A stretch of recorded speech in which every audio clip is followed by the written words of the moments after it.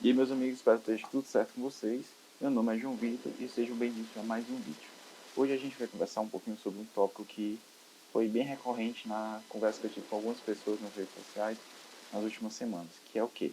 Exatamente sobre as questões, blocos de questões e simulados.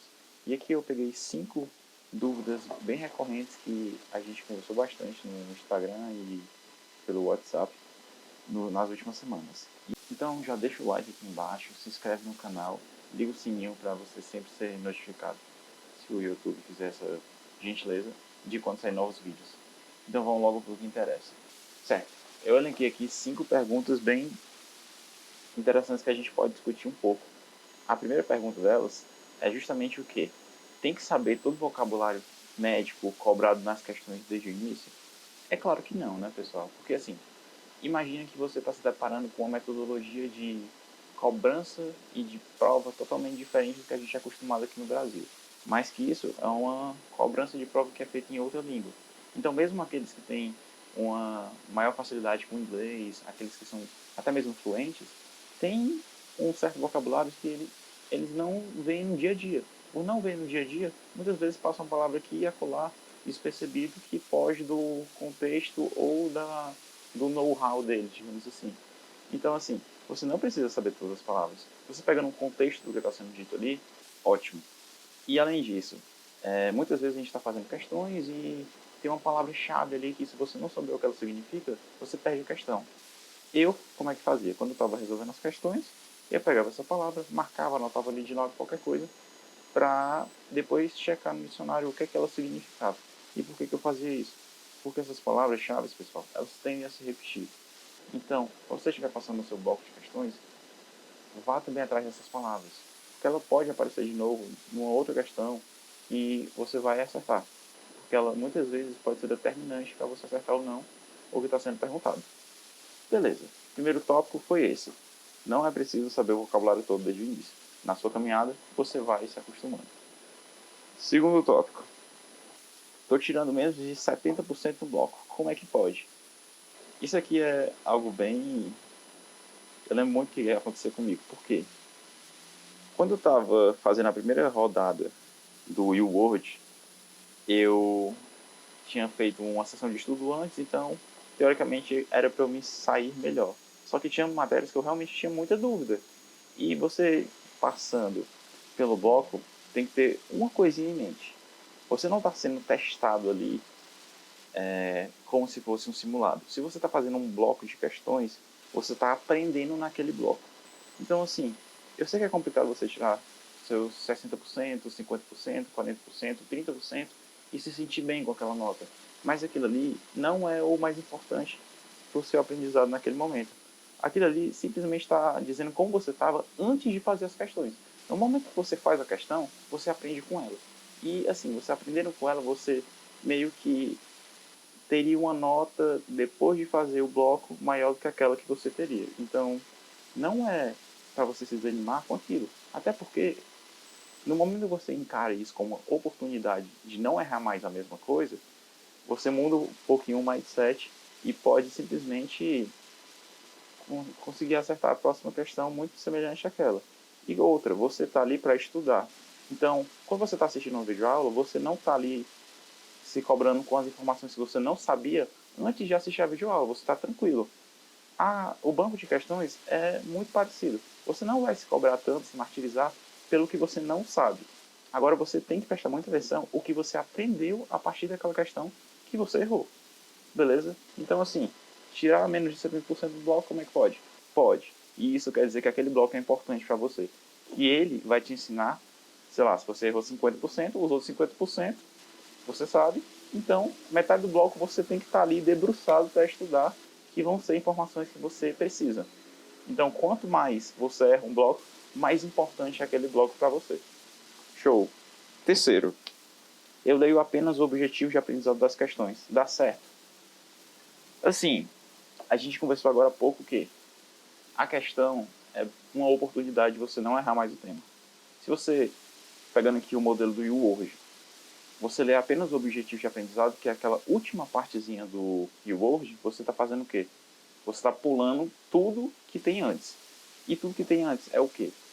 as questões, os outros itens, você pode ter ficado em dúvida, então você não vai saber o porquê que eles não podem ser os certos. Uma análise mais aprofundada sobre o determinado tema que está sendo debatido naquela questão, e você não vai ter esse aprofundamento. E assim, se a gente estuda 100%, o 100% não fica. Se a gente estuda 20%, o 20% não fica. Então, se você estiver dando a primeira passada, é interessante que você leia o texto todo, veja as imagens e também ler principalmente os itens que você ficou em dúvida.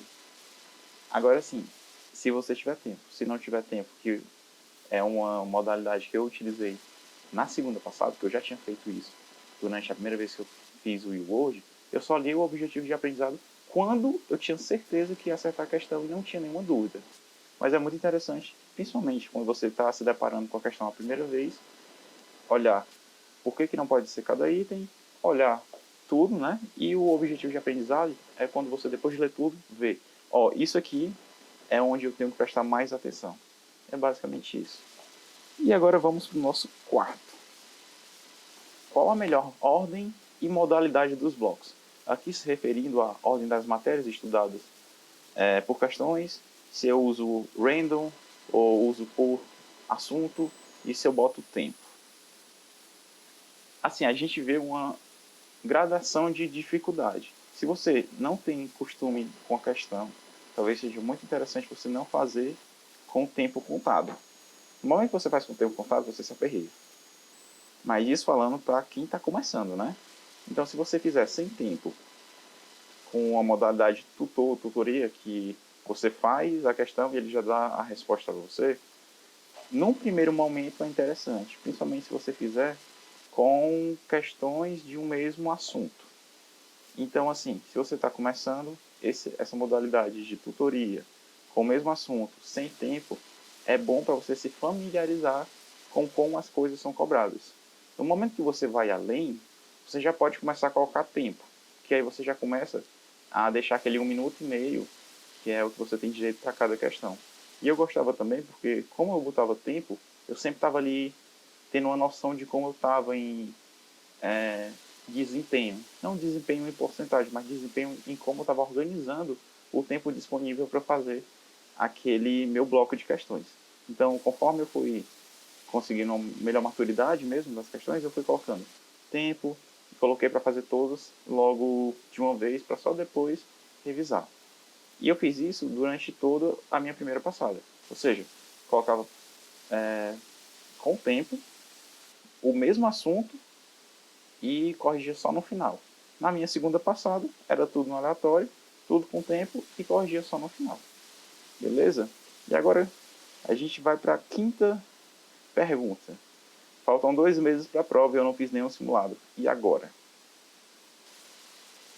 Primeiro de tudo, tá tudo certo.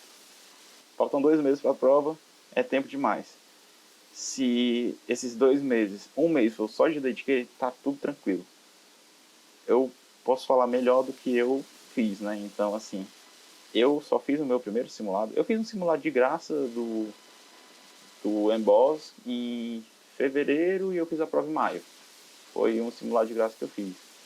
Mas eu só fui fazer os simulados que eu realmente fui me dedicar, foram pagos um mês antes da prova. Ou seja, o simulado é interessante para quê? Para você saber como você tá.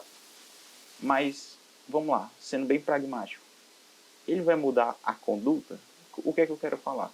Se você fizer um simulado 2 meses antes, aí digamos aqui que você não vai tão bem, ou você se lasca mesmo, ele vai mudar alguma coisa? Não, você vai continuar estudando muito, ou estudando bem, né? Melhor falando, como você já ia estudar, independente daquele simulado. Então, assim, o simulado é muito bom para você ter uma noção de como está, principalmente próximo da prova. Mas, na minha humilde opinião, claro, né? Eu acho que ele não ia mudar tanto a conduta e não seria tão interessante você ficar gastando dinheiro com simulados muito antes da prova. Até porque eles não vão te ajudar tanto. O que vai te ajudar mesmo é você fazer muitas questões e ir corrigindo elas. Se você tiver com esse dinheiro sobrando, cara, vai para os simulados mesmo, porque é questão a mais. Quanto mais questão, mais fácil é você de ver uma questão e no dia da sua prova, uma questão muito semelhante estar lá. Mas assim, se for fazer simulado por fazer e não com esse intuito de fazer mais questões, eu acho que dá até para segurar também. Mas claro, sempre vocês têm que prestar atenção o que é melhor para vocês. Se você for mais ansioso e gostar de ver sua progressão, ou seja, gostar de ver que você tirou 200, depois tirou 220, aí caiu um pouquinho para 215, depois para 230 e poucos, pode ser interessante para você. Mas se você realmente não tiver tanta pressa de saber como que você tá, pode usar esse dinheiro até para fazer outras coisas mesmo. Por exemplo, se você for viajar, use esse dinheiro aí para pagar o transporte lá no dia. E, pessoal, essas foram as 5 perguntas mais recorrentes que eu recebi. Claro, eu geralmente costumo responder, como vocês me conhecem, pelo que eu fiz, mas também eu trago aqui algumas coisas que eu conversei com essas pessoas e também conversei com alguns amigos que já fizeram o processo. Então eu tento dar essa mesclada sempre. E assim, se você tiver alguma dúvida e eu puder te ajudar, ou você quiser compartilhar alguma coisa, só deixar aqui nos comentários, ou também procurar a gente nas outras redes sociais, principalmente no Instagram, que eu tenho uso mais. E assim, se não deixou o like até agora, aproveita para deixar o like, já se inscreve no canal e manda esse vídeo para aquele seu amigo que está na dúvida. Galera, isso foi tudo e vejo vocês na próxima.